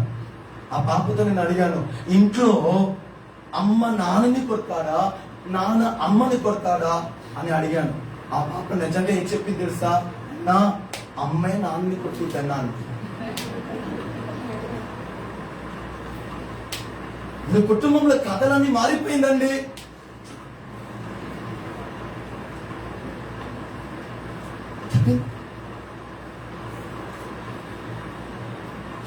ఆ బట్టలు ఉన్నప్పుడు ఎలాంటి కృప. ఈరోజు దేవుని సన్నిధికి వస్తున్నాం, ఎటువంటి అనుభవంతో వస్తున్నాం, ఎటువంటి హృదయంతో వస్తున్నాం, ఎటువంటి సిద్ధపాటుతో వస్తున్నాం. సంఘానికి వెళ్తే చాలు అంటారు, కానీ ఎలా వస్తున్నారు? ఏ పాపము నుంచి, ఏ అలవాటు నుంచి, ఏ దుర్నీతి నుంచి, ఏ లోకము నుంచి, ఏ ఆచార వికారం నుంచి, ఏ పాత కార్యం నుంచి దేవుడు మనని శుద్ధిని చేసి పరిశుద్ధపరిచి ఆయన బిడ్డగా మార్చాడు. మరలా దానిని తీసుకుంటే ఆయనకి అవమానం కాదా? సంఘానికి అవమానం కాదా? ఆయన త్యాగానికి అవమానం కాదా? ఆయన ప్రేమకి అవమానం కాదా? ఎవరి సన్నిధికి వస్తున్నావు? ఎఫెసీ 5:8 రాయబడింది, ఒకప్పుడు చీకటి సంబంధాలే ఉన్నారు, ఇప్పుడు మీరు వెలుగు సంబంధంగా మార్చబడ్డారు కనుక వెలుగు సంబంధాలుగా నడుచుకో అని రాయబడితే, చిన్న చిన్న విషయం మీద అవనమ్మకం, చిన్న చిన్న విషయం మీద లోకము, చిన్న చిన్న విషయం మీద సొంత తీర్మానం, చిన్న చిన్న విషయం మీద ఆత్మదేవుని దుఃఖపరచుట, చిన్న చిన్న విషయం మీద శరీరానికి చోటు ఇయ్యట, పాత అలవాటు, పాత పద్ధతి, పాత నడవడికలు, పాత స్నేహం, వదిలిపెట్టిన కార్యము, మళ్ళా రహస్యం. ఈ అనుభవంతో, ఈ వస్త్రముతో ఆయన సన్నిధికి వచ్చిన ఏ ఉపయోగం? ఏ ఉపయోగం? నేను ఎందుకు పిలుస్తున్నాడు? ఆ బట్టలతో ఉండాలనా? ఎందుకు పిలుస్తున్నాడు? ఇంక మీద ఆ వస్త్రం నీతో ఉండకూడదని ఎందుకు పిలుస్తున్నాడు? ఇంకా చీకటి నీలో ఉండకూడదు ఎందుకు పిలుస్తున్నాడు? ఇంకా నీ పాపంలో ఉండకూడదు ఎందుకు పిలుస్తున్నాడు? ఇంకా రోజులను ఉండకూడదు ఎందుకు పిలుస్తున్నాడు? నీ బ్రతుకు వెలుగుతో నింపబడాలి, నీ బ్రతుకు మహిమతో నింపబడాలి, నువ్వు ప్రకాశించాలి, నా చిత్తానుసారంగా నువ్వు జీవించాలి, నా చిత్తము నీలో నెరవేర్చాలి, నీ ద్వారా నేను కార్యం చేయాలని ఒక పెద్ద ఉద్దేశంతో ఎంతో జన సమూహం ఉన్న ఆ గొప్ప జన సమూహంలో నిన్ను పిలిచాడంటే నువ్వు ధన్యుడా కాదా? నువ్వు భాగ్యవంతుడా కాదా? వేల వేల ప్రజల్లో దేవుడు నిన్ను పిలిచాడంటే, నిన్ను కోరుకున్నాడంటే, నిన్ను తన పక్కన తీసుకున్నాడంటే, నీకు కృప ఇస్తున్నాడంటే, నీకు ఆహ్వానిస్తున్నాడంటే, నీతో మాట్లాడుతున్నాడంటే దాన్ని అర్థం చేసుకోవద్దా? ఇంకా నాకు ఈ వస్త్రం వద్దని ఒక తీర్మానం తీసుకోవద్దా? ఇంకా ఈ రోడ్డు పక్కన ఉన్న అలవాటు వద్దని తీర్మానించుకోవద్దా? నాకు యేసయ్య చాలు. వాడు లేచి పై బట్టలను విసిరేసి ఏషియా దగ్గర వచ్చాడు. బైబిల్ చెప్తుంది, ఏషియా 61, వెలుగు వచ్చి ఉన్నది, లెమ్ము తేజేరెళ్ళు. ఈ రాత్రి దేవుడు అంటున్నాడు, మనము లేవుటకు, మనము ప్రకాశించబడుటకు, ఆశీర్వదించబడుటకు అడ్డంగా ఉన్న ధూళి, అడ్డంగా ఉన్న ఆ పై బట్టలు ఈ రాత్రి మనం తీయగలిగితే, ఈ రాత్రి అది నాకు వద్దు అని మనం తీర్మానం చేయగలిగితే, ఈ రాత్రి ఆయన పిలుపు నాకు చాలు అని మీరు అర్థం చేసుకుంటే, ఈ రాత్రి నేను కూడా, ఈ రాత్రి దేవుడు నాకు ఇచ్చిన అవకాశంగా మీరు భావిస్తే, మీరు ఆయన వాక్యాన్ని సరిగా వింటే, మీరు సరిగా ఆయన తట్టు పిలిచేవారైతే, మీరు సరిగా ఆటంగా మధ్యలో కూడా ఆయన తట్టు చూసేవారైతే, ఆయన పిలుపులో మీరు ధైర్యం పొందుకుంటే, ఆయన పిలిచేటప్పుడు లోబడి పై వస్తువులని, పాపంని, కొదువైన కార్యాన్ని దూరం చేసుకుంటే, ఈ రాత్రి మన కొరికి మహిమ సిద్ధంగా ఉంది. లేచి నిలబడతారా? లేచి నిలబడతారా? లేచి నిలబడతారా? దయచేసి ఎవ్వరు అట్టంటే చూడకూడదు, ఎవ్వరు అట్టంటే చూడకూడదు. రాత్రి నీవు నీ యేసు, రాత్రి నీవు నీ యేసు.